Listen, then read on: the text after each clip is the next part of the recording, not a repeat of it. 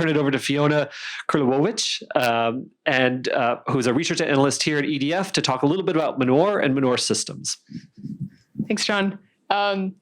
This presentation really goes towards what Britt was talking about in terms of implementability, because when we're looking at manure management systems with enteric, there's not so much out there that you can do at this moment in time. But with manure management systems, there are lots of strategies that are being deployed across the US today. So I'm going to be talking a little bit about those. I think it's really important to start by examining our assumptions going into this. How do we think about manure? Is it just poop? Is it just a waste to be disposed of as cheaply and as efficiently as possible? What if we instead thought about livestock manure as a resource that has both energy and fertilizer value? Manure is full of organic material that has been incompletely digested and can be harnessed for uses like biogas production. It also contains large quantities of these key nutrients that are necessary to grow crops, so nitrogen, phosphorus, potassium. When animals are dispersed in the field, in the wild, in pasture, this energy and these nutrients naturally cycle through the system.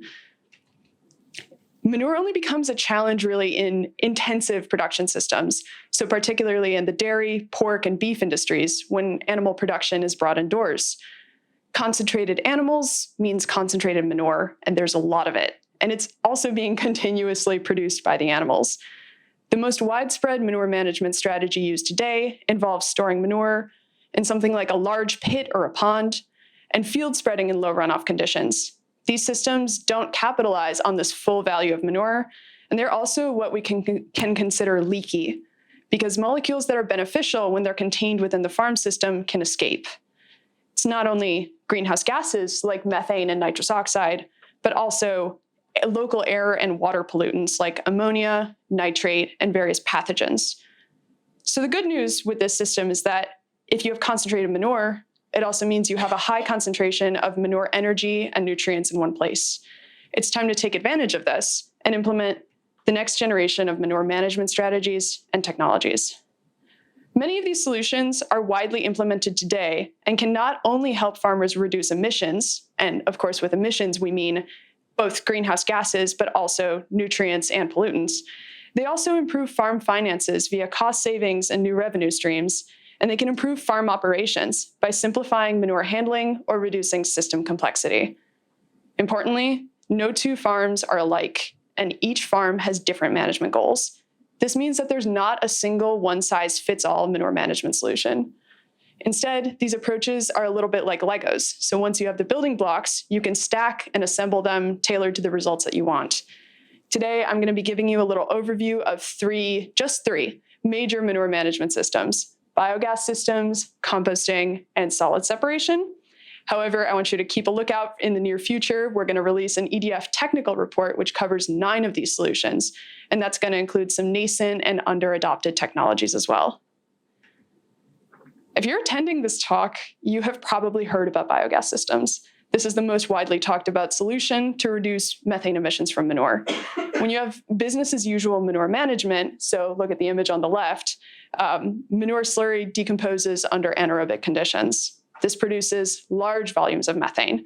And I will say that the volume is definitely going to vary by regional climate, but if you have a manure storage on a single 1,000 cow dairy farm, which if you're not super familiar with the space, that's like a medium-sized farm, that can emit as much as 9,000 tons of CO2 equivalent in a year. In most cases, this is released directly to the atmosphere. So methane is a potent greenhouse gas in the atmosphere, as we've heard, but back here on Earth, it's a really high-value, high-energy molecule. So the aim of most biogas systems is to maximize methane production from manure and then to capture it. This is done with anaerobic digesters, which are kind of like mechanical stomachs. There are many forms of digesters that require more or less mechanical components. However, in all cases, digesters are gas-tight, and they collect biogas and funnel it towards an end use. It can be purified and sold as renewable natural gas, or RNG. It can power a generator and produce heat and electricity, which can be used on the farm or it can be sold. And finally, it can just be flared, potentially in exchange for carbon credits. But the key feature of all of these end uses is that ultimately the methane is destroyed without causing any climate damage. What makes digesters exceptional compared with typical manure management systems is that they generate real and often substantial revenue.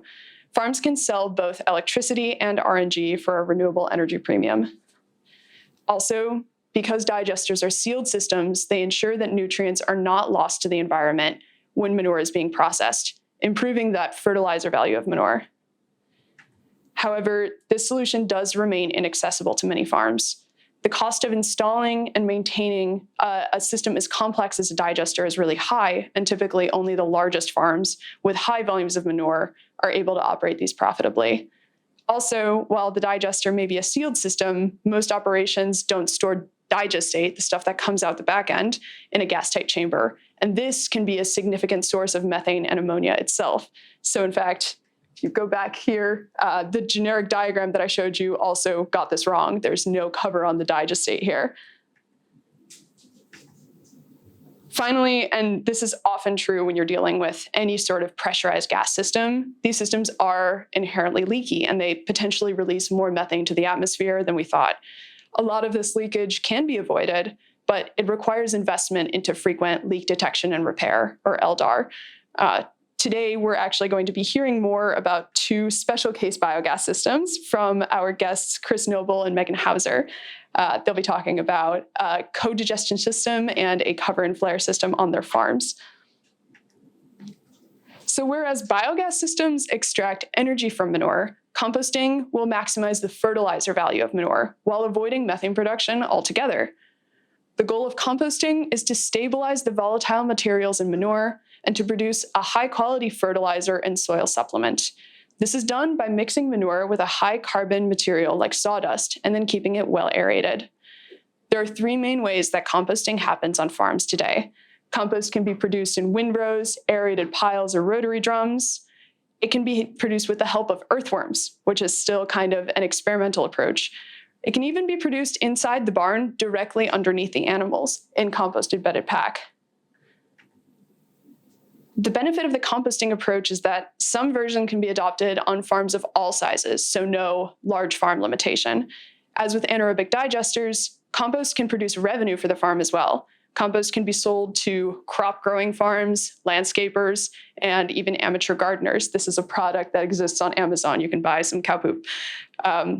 However, compost operations typically only break even or make a little marginal profit on the compost sold, so it's not nearly the same kind of profit center as an RNG system. However, compost also generates value when it's used on site. Compared with raw manure, field-applied compost improves soil health and supplies nutrients to plants in more stable, bioavailable forms. This is important for maintaining the present and future productivity of a cropland. I should note that at this point, this conversation has been largely around methane, but there are also other factors that we have to consider. There are some significant unknowns surrounding the true emissions impact of composting, because we know that while methane is reduced, conditions inside compost piles are right for nitrous oxide and ammonia production. And these haven't actually been rigorously measured in the scientific realm even yet. And finally, while composting requires a continuous supply of high carbon material in large volumes, it's often not a conversation about how much a farmer needs to pay in order to acquire these volumes. Sometimes this material just isn't available in the necessary quantities, so that's a constraint. The final major system is solid separation. This is an add-on manure processing step which enables any number of other kinds of manure processing, but it also reduces emissions on its own. The benefits really stack up. On hog and dairy farms, raw manure is a slurry. It's neither a solid nor a liquid. It has enough solids that if you store it in a pond, they will settle out at the bottom, and they're quickly going to reduce your storage volume. On the other hand, it is too fluid to be stacked and stored in piles. So solid separation does exactly what it sounds like. It breaks apart the manure into a solid and a liquid fraction. And once separated, these fractions have limitless applications. Both fractions become easier to move around the farm. Both fractions have fertilizer value and can be spread or sprayed on fields. And then the solids can also be recycled on the farm and used as a comfortable bedding for cows, which replaces sand or other kinds of bedding that might need to be purchased from the outside. This technology is extremely flexible, and different approaches exist that can make it financially feasible for just about all farm sizes. It can also be installed at many points in the manure management system, for example, before or after anaerobic digestion or before composting. It's well established that neither the solid or the liquid fraction produce very much methane. However, same note of caution here, as with composting, we don't yet know what the nitrous oxide implications of solid separation might be. Conditions are good for nitrous oxide production in places like manure solids piles and also the solids that are used for bedding. So while biogas, composting, and solid separation systems already exist on livestock farms all over the map, for everyone else, we know that transitioning to new manure management systems is not going to be easy. Manure management touches all components of the farm system, everything from the spatial layout of the farm to operations and time constraints to farm economics.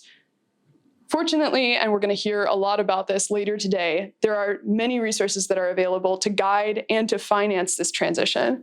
We're looking at corporations that are seeking to reduce their supply chain emissions, talking to public programs that are seeking to fund more sustainable farming, and also technical resources that are seeking to help with project planning and engineering.